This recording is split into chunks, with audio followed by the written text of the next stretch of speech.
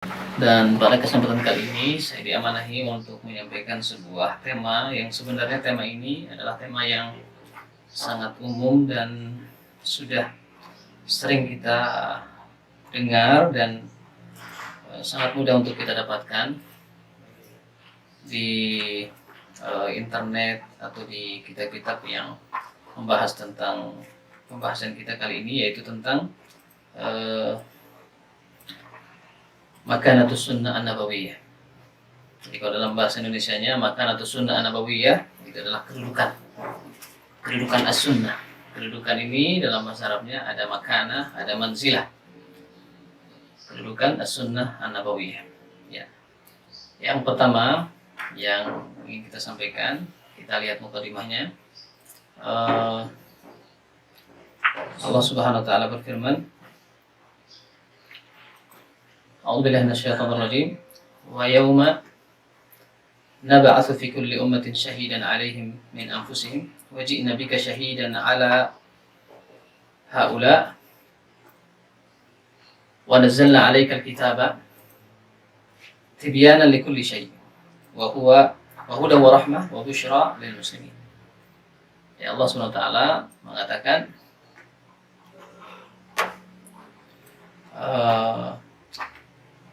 tibyanan likulli syai'. Tibyanan likulli syai'. Jadi Allah Subhanahu wa taala mengatakan bahwasanya Al-Qur'an ini tibyanan likulli syai'. Penjelas bagi segala sesuatu. Maksudnya semua yang ada dalam Al-Qur'an itu menjelaskan segala sesuatu yang ada di dalam kehidupan kita. Segala yang kita butuhkan ada penjelasannya dalam Al-Qur'anul Karim. Yang berikutnya di dalam ayat lain Allah SWT berfirman, "Wa ma min dabbatin fil ardi wa la ta'irin yatiru bi janahihi illa umamun amsalukum ma farratna fil kitabi min syai'. Tsumma ila rabbihim yuhsyarun." Dan di sini disebutkan ma farratna fil kitabi min syai'. Tidak ada yang terlupakan dalam kitab ini, dalam Al-Qur'an semua disebutkan, lengkap semua. Nah, para hadirin, ikhwah, bapak-bapak, ibu-ibu yang dirahmati Allah SWT, dua ayat ini yang sering dipakai oleh orang-orang yang mengatakan bahwasanya kita nggak perlu kok sunnah itu ya, cukup dengan Al-Quran. Toh Allah Subhanahu wa taala sudah mengatakan apa? Tibyanan likulli syai'. Al-Quran ini sudah diturunkan dan sudah menjadi penjelas bagi segala sesuatu, sudah dijelasin semua. Ma farratna fil kitabi min syai'. Tidak ada yang terlepas, teralpakan dalam Al-Quran. Jadi udah tidak perlu sunnah lagi. Ini yang disampaikan oleh orang-orang yang mengatakan bahwasanya Al-Quran itu sudah cukup, tidak perlu dengan as-sunnah. Thabata an Ibnu Mas'ud radhiyallahu anhu wa huwa anna imra'atan ja'at ilaihi. Jadi Ibnu Mas'ud cerita, di suatu hari ada seorang perempuan datang ke Ibnu Mas'ud. Faqalat, dia berkata, "Anta alladhi taqulu?" Kamu yang mengatakan. Dia berkata kepada Ibnu Mas'ud, "La'anallahu an-namisat wal mutanammisat wal washimat wal mutawashimat," dan seterusnya. Hadis ini, an-namisat itu artinya orang-orang yang memotong bulu alisnya ya. Wal mutanammisat itu orang-orang yang minta dipotong. Wal washimat itu yang ditato. Wal mutawashimat yang minta ditato. Allah melaknat mereka.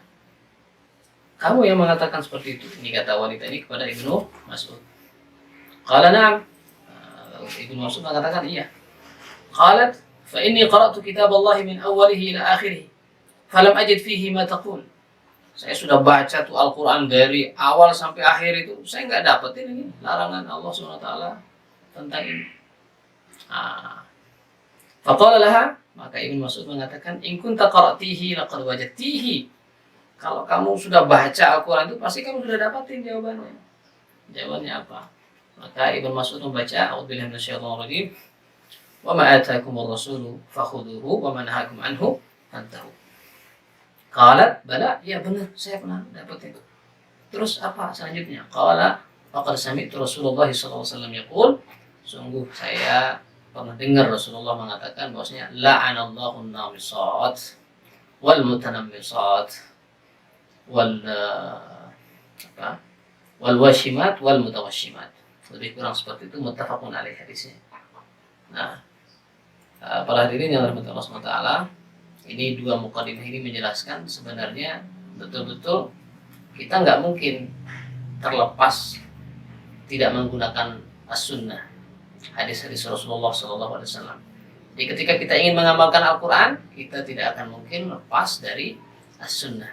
Ini mukadimah tentang bagaimana strategisnya kedudukan as-sunnah bersama Al-Quran itu sejalan. Nah, ini kita kasih contoh-contoh, sebagian contoh-contoh yang sebenarnya ini hanya sedikit saja. Yang pertama misalnya dalam ayat Al-Quran, was-sariqatu was-sariqatu faqta'u aydiyahuma. Orang yang mencuri laki-laki, was-sariqatu yang mencuri perempuan, faqta'u aydiyahuma. Potong tangan mereka. Jadi disebutkan dalam ayat ini, pokoknya yang mencuri laki perempuan, potong tangannya.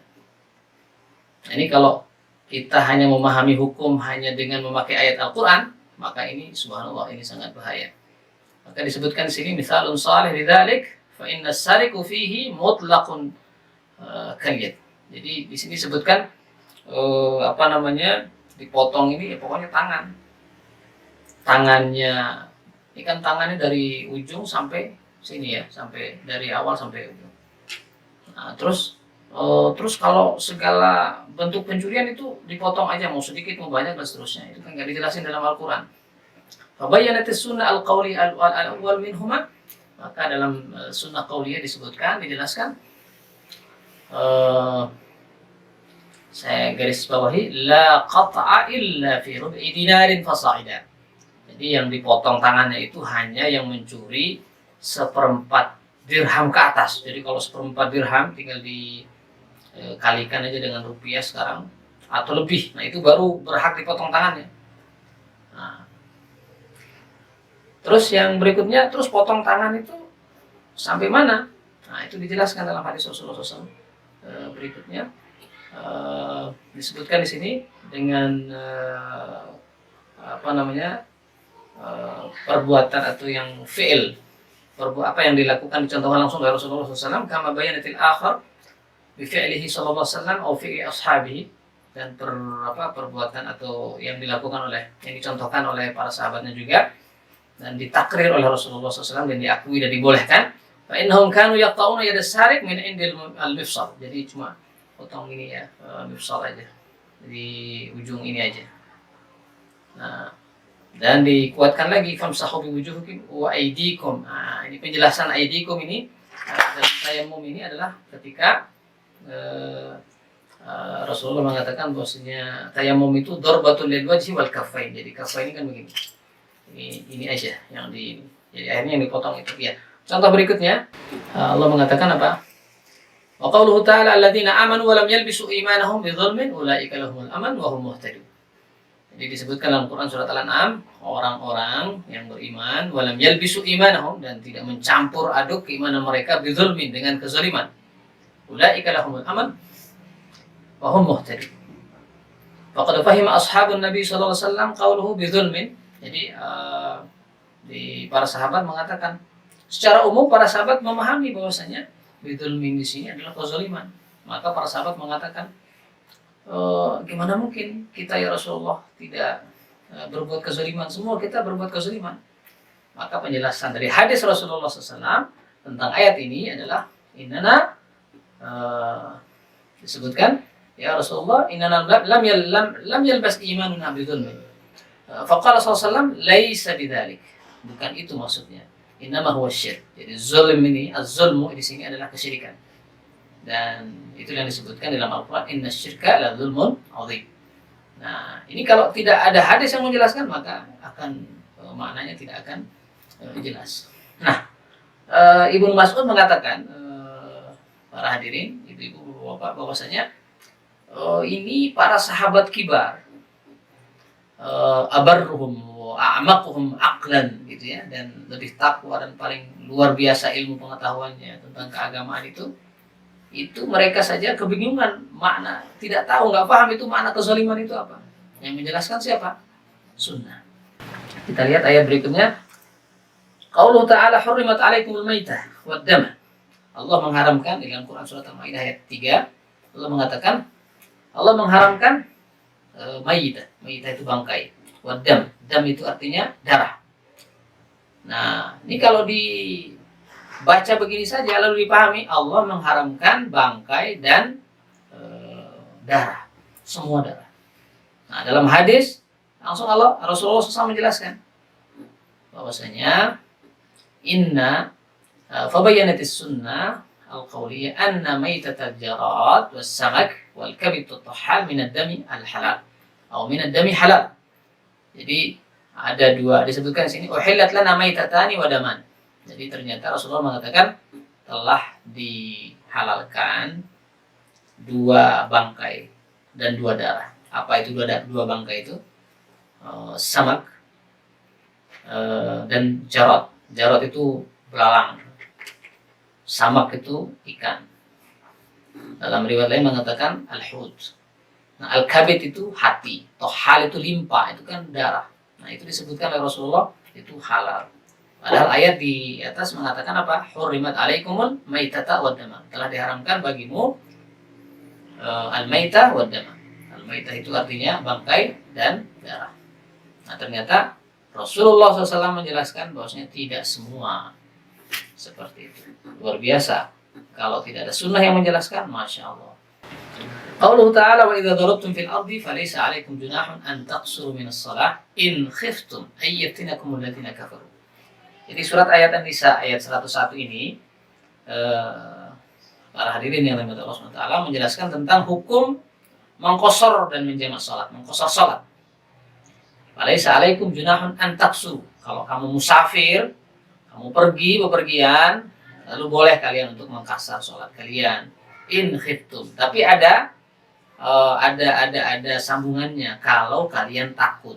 Jadi para sahabat memahami kita boleh mengqashar salat, mengqashar salat kalau kita dalam perjalanan dan ada ketakutan, ada rasa takut, keamanan yang mengancam. Itu yang dipahami.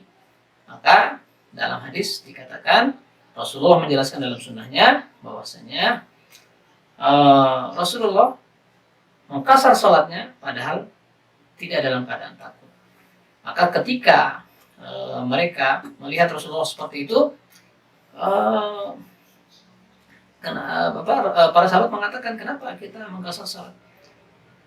Ma baluna nuqassir wa qad aminna. Kenapa kita mengqashar salat, kita kan aman ya Rasulullah. Padahal ayat mengatakan wa in khiftum. Qala, maka Rasulullah mengatakan qashar dan jamak salat itu adalah shadaqatun. Dia adalah sedekah. Tasaddaqallahu biha alaikum faqbalu sadaqatah. Jadi itu adalah qashar salat itu adalah sedekah dari Allah buat kita hamba-hambanya. Maka ini pemberian Allah ya kita terima. Faqbalu, Rasulullah mengatakan ambil sedekah dari Allah Subhanahu wa taala.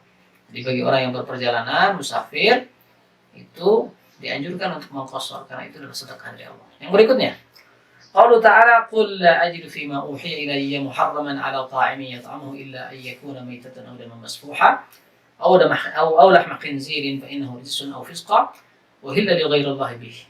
Jadi ini menjelaskan tentang makanan-makanan yang dihalalkan illa an yakuna maytatan aw daman masfuha, yang disembelih itu boleh jadi kalau dibasarkan bangkai tapi istilah itu sebelumnya disembelih gitu ya. Sebentar.